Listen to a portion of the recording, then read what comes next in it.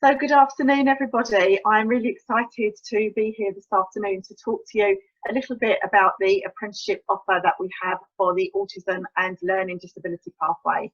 Again, similar to the dementia pathway, we're offering two different pathways here. We've got the lead practitioner in adult care for autism and learning disability, which is the level 4 pathway, and the leader in adult care, again for autism and learning disability, that is the level 5.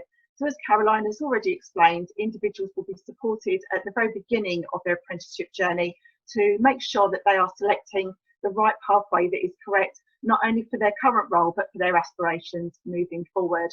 So I'll just tell you now a little bit more about the level 4 pathway. So, marvellous, thank you. So the lead practitioner in adult care at level 4. This level 4 qualification is really pitched at service improvement. So it's for individuals who have got a leadership role within the work that they currently do. And it's for people who are really passionate about creating change and driving forward improvements. As you can see, it will be delivered over an 18-month pathway. So it's a very generous amount of time where individuals can really explore not only where they are currently, but where they aspire to be, both on a personal level in terms of their own development, but also for the future of their service going forward.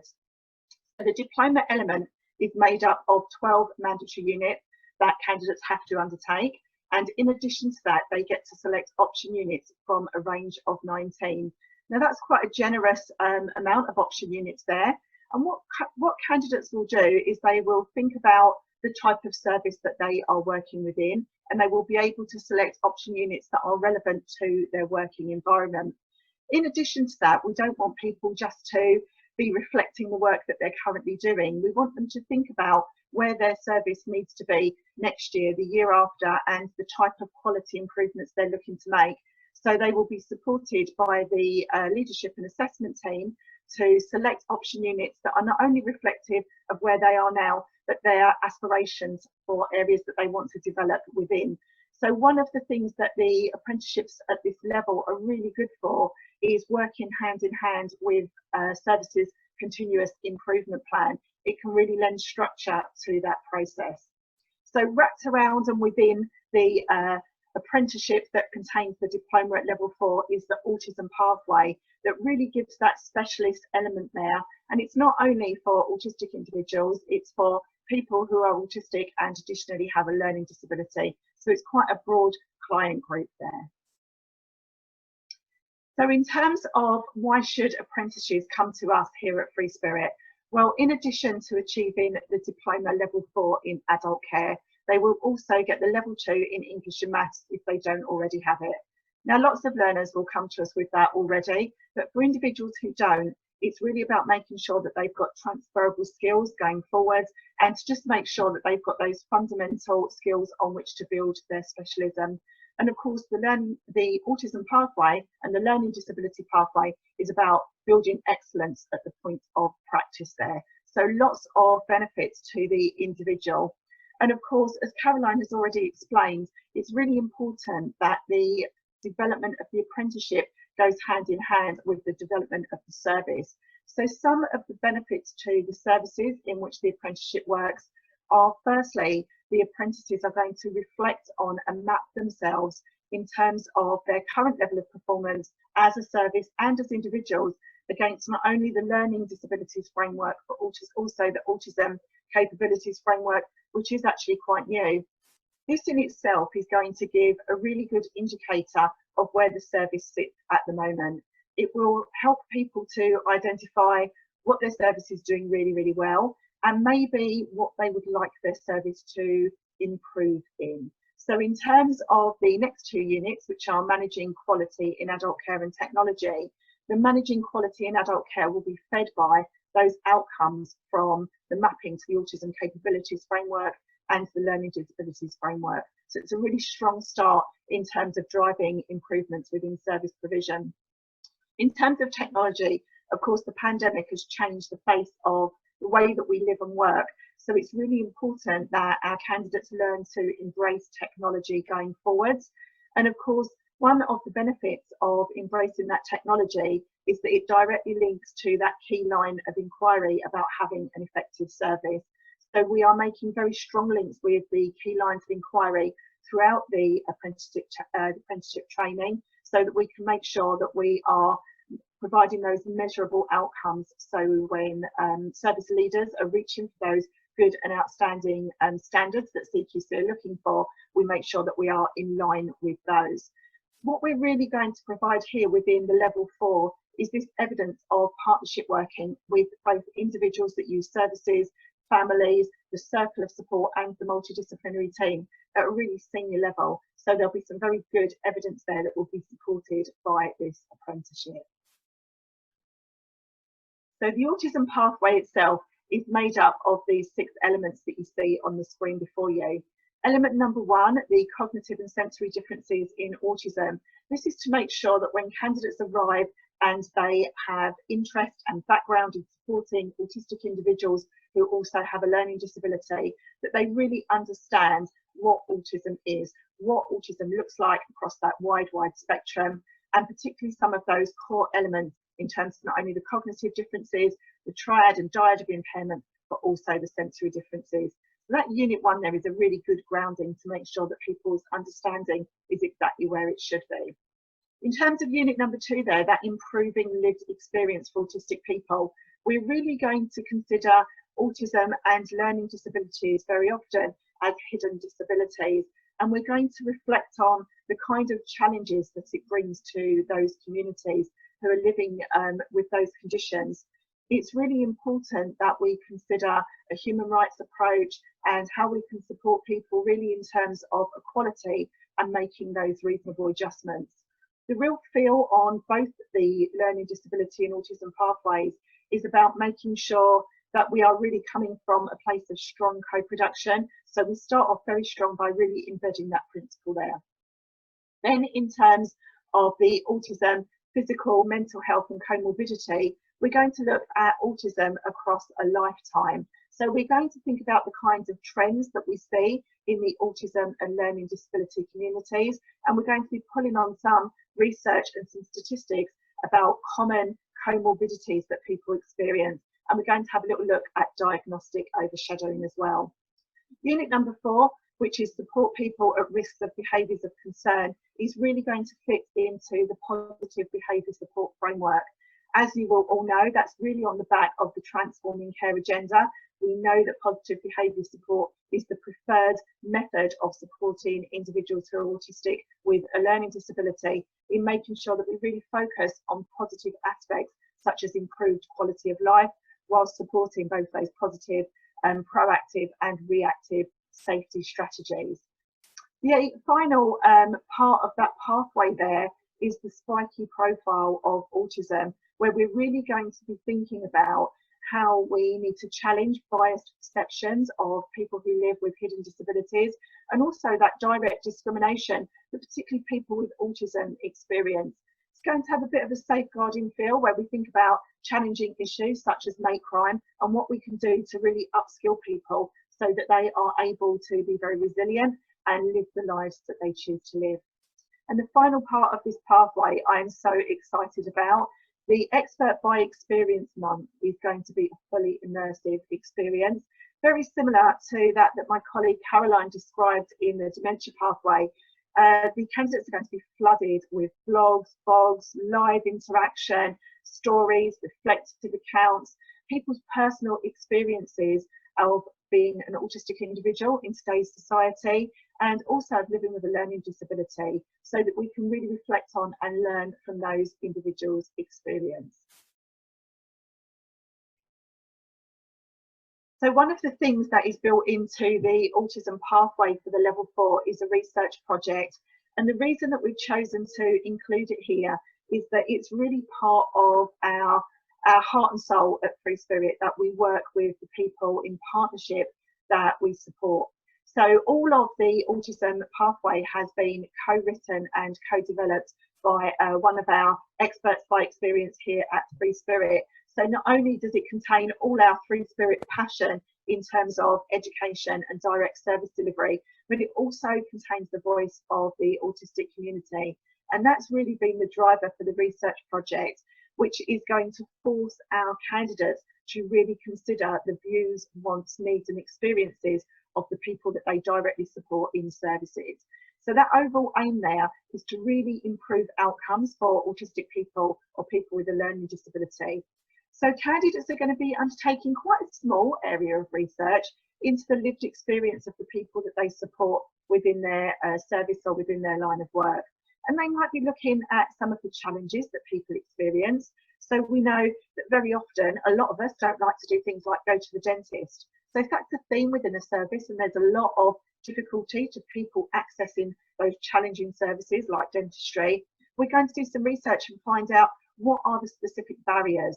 Is it to do with sensory difference? Is it to do with unpredictable outcomes? Is it to do with a harsh environment? What is it that we can do to make that experience better? We're going to fit it in with reasonable adjustments. And we might be thinking as well, not only about what's difficult, but what we can celebrate about services who are making really good adjustments and adaptations already for people that find it difficult to use mainstream services, so that we can share that good practice. We're also going to give people that we work with on a day-to-day basis in our service the opportunities to explore areas where they might like to share their experience. So, for example, in some areas of the country, we have groups of experts by experience who might be leading in terms of areas such as health. What are good services, how we can champion that within the area. And it might be within a particular service that a group of people using that service feel that they've got skills and knowledge that they would like to share with the wider community. So in terms of how we're going to use that finding of the research that the candidates are going to undertake, is they are going to use that finding to make real and positive changes within their own services based on the feedback that they gain from the people that are using the services. And all of that is going to be supported by this module, Facilitate Change in Adult Care Settings, which is really going to lend structure to implementing that research in a way that is real and measurable, so that what we are doing here is not only listening to the people who use our services, but we are being very proactive in helping them develop the service in the way that they want it to be.